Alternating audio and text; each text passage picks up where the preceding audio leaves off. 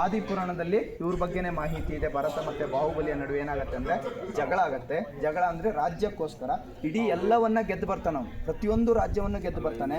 ಆದರೆ ಅವನು ಒಂದು ಚಕ್ರರತ್ನವನ್ನು ಪಡಿಲಿಕ್ಕಾಗಿ ಏನು ಮಾಡ್ತಾನೆ ಅಂದರೆ ಹೋರಾಟವನ್ನು ಮಾಡ್ತಾ ಇರ್ತಾನೆ. ಚಕ್ರರತ್ನ ಅಂತ ಇರುತ್ತೆ ಅವನು. ಆವಾಗ ಏನಾಗುತ್ತೆ ಅಂದರೆ ಅವನ ಜೊತೆ ಚಕ್ರರತ್ನ ನಿಲ್ಲೋದಿಲ್ಲ.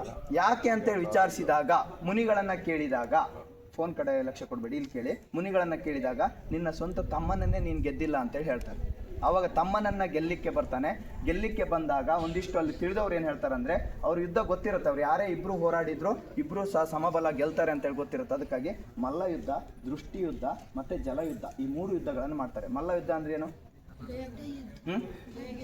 ಏನು ಮಾಡೋದು? ಕೈಯಲ್ಲಿ ಹೋರಾಟವನ್ನು ಮಾಡ್ತಾ ಕುಸ್ತಿ ಕಾಳಗಗಳನ್ನು ಮಾಡೋದು. ಇನ್ನು ಜಲಯುದ್ಧ ಅಂದರೆ ನೀರಲ್ಲಿ ಯುದ್ಧ, ನೀರನ್ನು ಸೋಕೋದು, ಅದರಲ್ಲಿ ಸೋಲ್ತಕ್ಕಂಥದ್ದು. ಇನ್ನು ದೃಷ್ಟಿ ಯುದ್ಧ ಅಂದರೆ ಕಣ್ಣಲ್ಲಿ ಕಣ್ಣಿಟ್ಟು ನೋಡ್ತಕ್ಕಂಥದ್ದು. ಆ ದೃಷ್ಟಿ ಯುದ್ಧದಲ್ಲೂ ಸೋಲಲ್ಲ, ಜಲಯುದ್ಧದಲ್ಲೂ ಸೋಲಲ್ಲ, ಇಬ್ಬರೂ ಸಮಾನಾಗಿ ಹೋರಾಡ್ತಾರೆ. ಆಮೇಲೆ ಯಾವುದು? ಮಲ್ಲ ಯುದ್ಧದಲ್ಲಿ ಏನಾಗುತ್ತೆ ಅಂದರೆ ಬಾಹುಬಲಿ ಏನು ಮಾಡ್ತಾನಂದರೆ ಭರತನನ್ನು ಸೋಲಿಸಿ ಏನು ಮಾಡ್ತಾನಂದರೆ, ಭರತ ಅಣ್ಣ ಆಗಿರ್ತಾನೆ, ಅಣ್ಣನನ್ನು ಮೇಲಕ್ಕೆ ಎತ್ತಿ ಹಿಡಿದ್ಬಿಡ್ತಾನೆ. ಎತ್ತ ಹಿಡಿದ ನಂತರ ಏನಾಗುತ್ತೆ ಅಂದರೆ ಬಾಹುಬಲಿಗೆ ಬೇಸರ ಬರುತ್ತೆ, ನನ್ನ ಅಣ್ಣನನ್ನೇ ನಾನು ಸೋಲಿಸಿ ಈ ಥರ ಮಾಡ್ಬಿಟ್ನಲ್ಲ ಅಂತೇಳಿ ಭರತನ ಕಾಲಿಗೆ ಬೀಳ್ತಾನೆ. ಯಾರು? ಬಾಹುಬಲಿ ಹೋಗಿ ತನ್ನ ಅಣ್ಣನ ಕಾಲಿಗೆ ಬಿದ್ದು ಏನು ಮಾಡ್ತಾನೆ ಅಂದರೆ, ಕಾಲಿಗೆ ಬಿದ್ದಾಗ ಆ ಕಾಲಿ ಬೀಳೋದಕ್ಕಿಂತ ಮೊದಲು ಸಿಟ್ಟು ಬರುತ್ತೆ ಭರತನಿಗೆ. ಸಿಟ್ಟು ಬಂದಾಗ ಆ ಚಕ್ರರತ್ನವನ್ನು ಬಾಹುಬಲಿಯ ಮೇಲೆ ಪ್ರಯೋಗ ಮಾಡ್ತಾನೆ. ಆ ಚಕ್ರರತ್ನ ಏನು ಮಾಡ್ತಾನೆ, ಯಾರ ಮೇಲೆ ಪ್ರಯೋಗ ಮಾಡ್ತಾರೋ ಅವ್ರ ತಲೆ ಏನಾಗುತ್ತೆ ಅಂದರೆ ಹಾರೋಗುತ್ತೆ.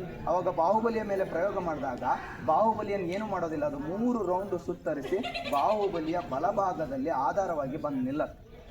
ಆವಾಗ ಭರತನಿಗೆ ಗೊತ್ತಾಗುತ್ತೆ. ಭರತ ಏನು ಮಾಡ್ತಾನೆ, ತನ್ನಲ್ಲಿರುವಂಥ ವೈಷಮ್ಯ ಭಾವನೆಗಳನ್ನೆಲ್ಲ ಹೊರತುಪಡಿಸಿ ಅಣ್ಣ ತಮ್ಮಂದಿರು ಏನು ಮಾಡ್ತಾರೆ ಅಂದರೆ ಸುಖವಾಗಿ ಬಾಳ್ತಾರೆ. ನೆಕ್ಸ್ಟು ಆದರೆ ಅದರಿಂದ ಬೇಸತ್ತಂಥ ಬಾಹುಬಲಿ ಏನು ಮಾಡ್ತಾನಂದರೆ ಏಕವಾಗಿ ಏನು ಮಾಡ್ತಾನೆ, ನಿಂತ್ಕೊಂಡಿದ್ದಾರೆ ನೋಡ್ರಿ, ನಿಂತುಕೊಂಡೇ ಏನು ಮಾಡ್ತಾನೆ, ತಪಸ್ಸನ್ನು ಮಾಡ್ತಾನೆ. ನಿಂತ್ಕೊಂಡೇ ತಪಸ್ಸನ್ನು ಮಾಡ್ತಾನೆ. ಅದಕ್ಕಾಗಿ ಅಲ್ಲೆಲ್ಲ ಬಳ್ಳಿಗಳು ಬೆಳೆದಿದ್ದಾವೆ ನೋಡಿದ್ದೀರಾ, ಹುತ್ತ ಬೆಳೆದಿದೆ ನೋಡಿದ್ದೀರಾ. ಆ ನಿಂತಂಥ ಜಾಗದಲ್ಲಿ ಏನಾಗುತ್ತೆ, ಹುತ್ತ ಮತ್ತು ಬಳ್ಳಿ ಬೆಳೆಯುತ್ತೆ. ಮತ್ತು ಆ ಬಾಹುಬಲಿಯ ಮೂರ್ತಿ ತಲೆ ಕೆಳಗಾದಂಥ ಕಮಲದ ಮೇಲೆ ನಿಂತ್ಕೊಂಡಿದೆ. ಅದು ಯಾಕೆ ಅನ್ನೋದು ನನಗೆ ಗೊತ್ತಿಲ್ಲ. ನಿಮ್ಗೆ ಯಾರಿಗಾದರೂ ಗೊತ್ತಿದ್ರೆ, ಎಲ್ಲಾದರೂ ಓದಿದ್ದಿದ್ರೆ, ನೆಕ್ಸ್ಟ್ ಯಾವಾಗಲಾದ್ರೂ ನಿಮಗೆ ಗೊತ್ತಾದರೆ ಮಾಹಿತಿನ ತಿಳಿಸಿ. ಯಾಕೆ ಆ ಥರ ತಲೆ ಕೆಳಗಾದ ಒಂದು ಕಮಲದ ಮೇಲೆ ನಿಂತ್ಕೊಂಡಿದ್ದಾರೆ ಅನ್ನುವ ಮಾಹಿತಿ ಗೊತ್ತಿದ್ರೆ ಹೇಳ್ಬೋದು ನೀವು.